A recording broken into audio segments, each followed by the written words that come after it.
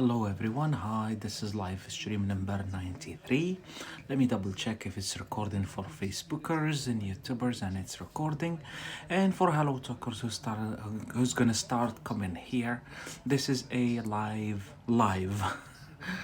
class.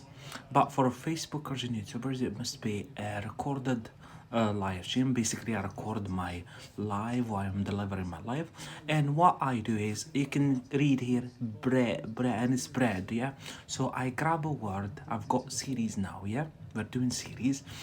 We started a new series about food. We done water, and then today we move on to the word bread. Basically we grab a word, and I can see someone just joined in. Iman, Nati, hi to you.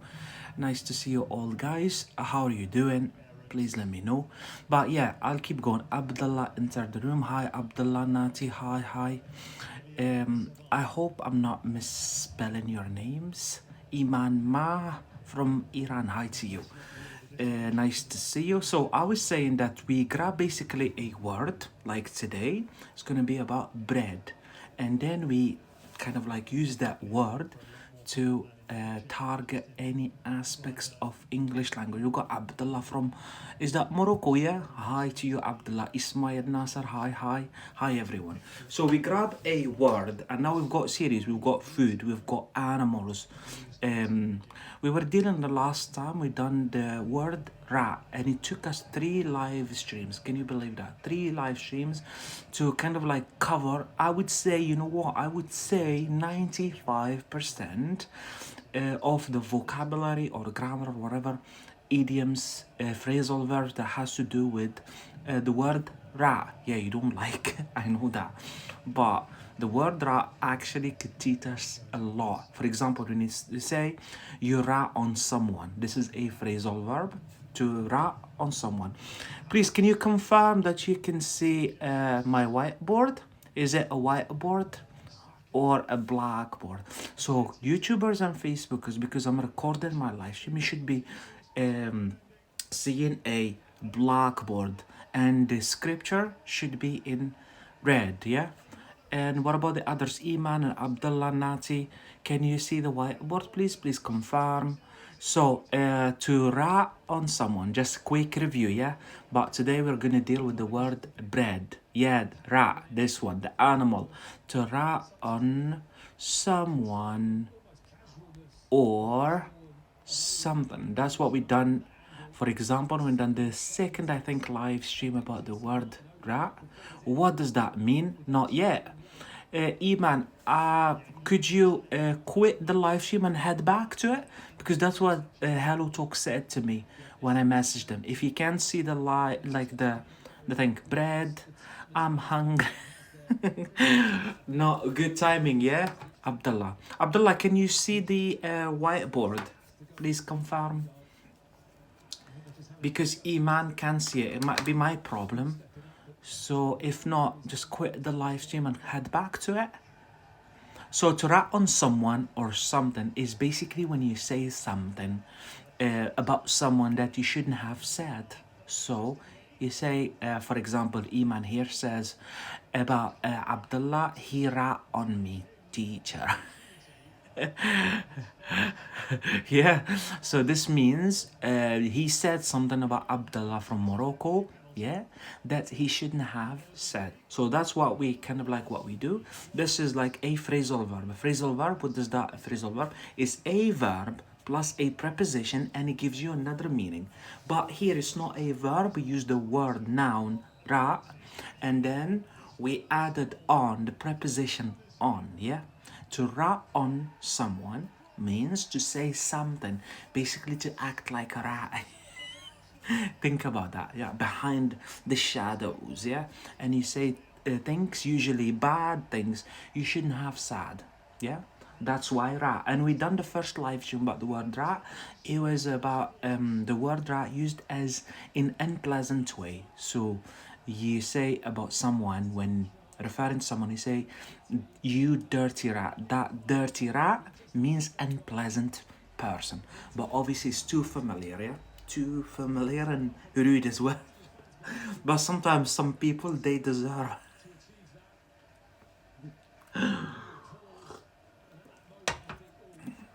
Sorry about that, Abdullah, you're hungry.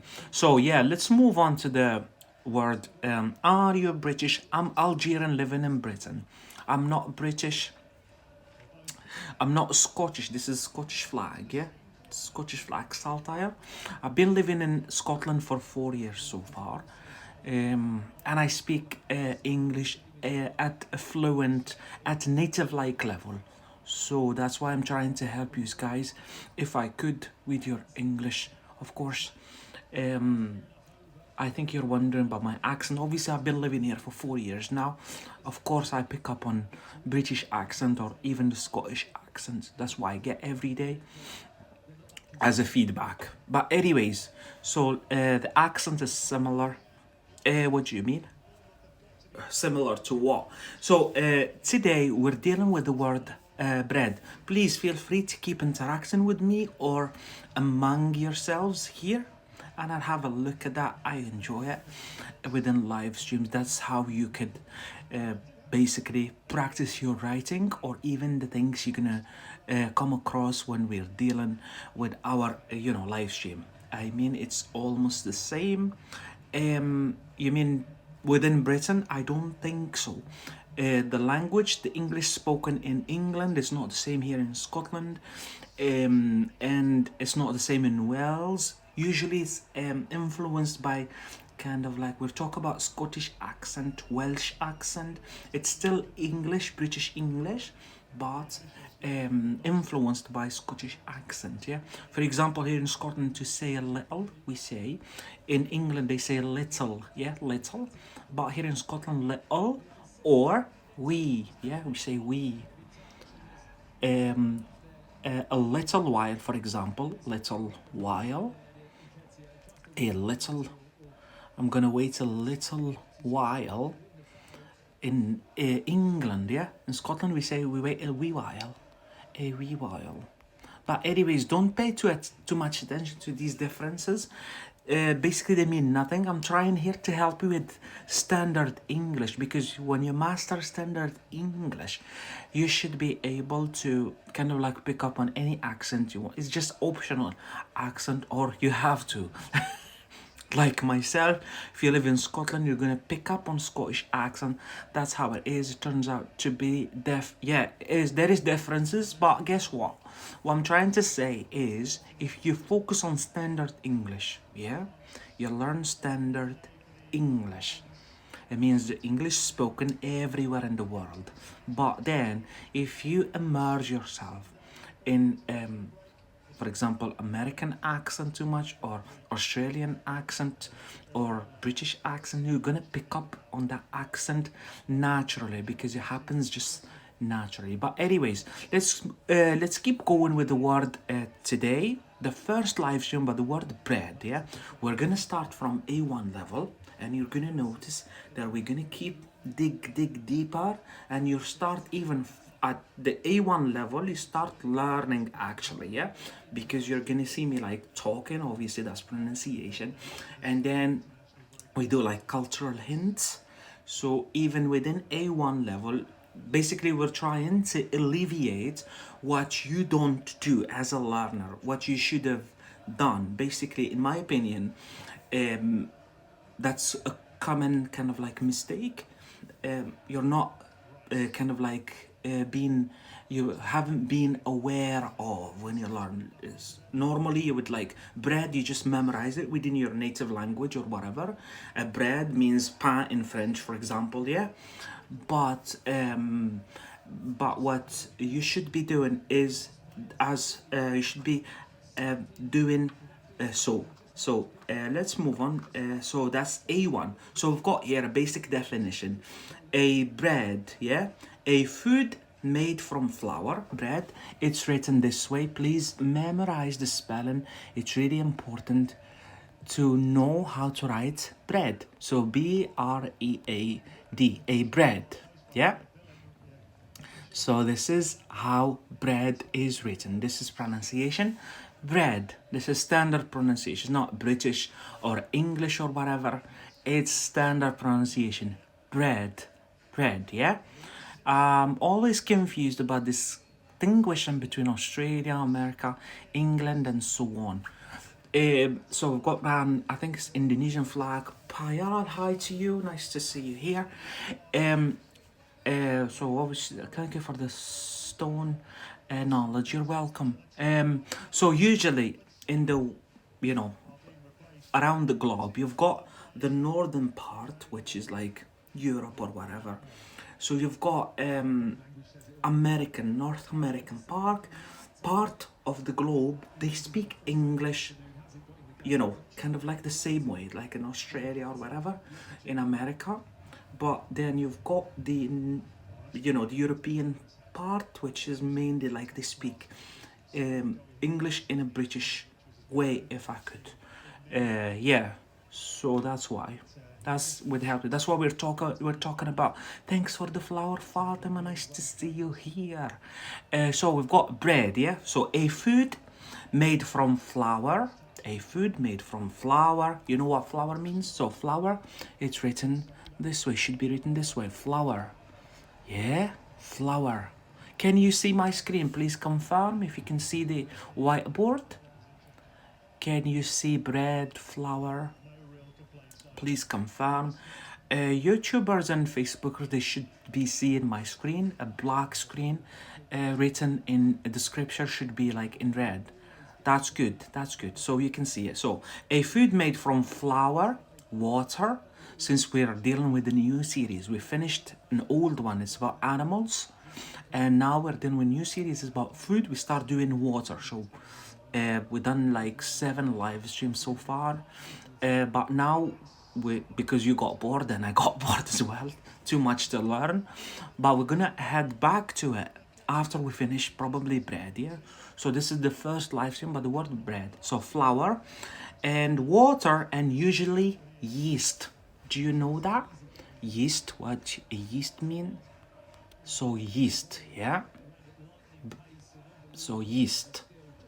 So you mix flour, water, and so here the girl or the boy ran from Indonesia. You're talking about British and American and Scottish. So you can tell it's my pronunciation is influenced by Scottish accent. So instead of saying in America, they say water, water. In England, they say water.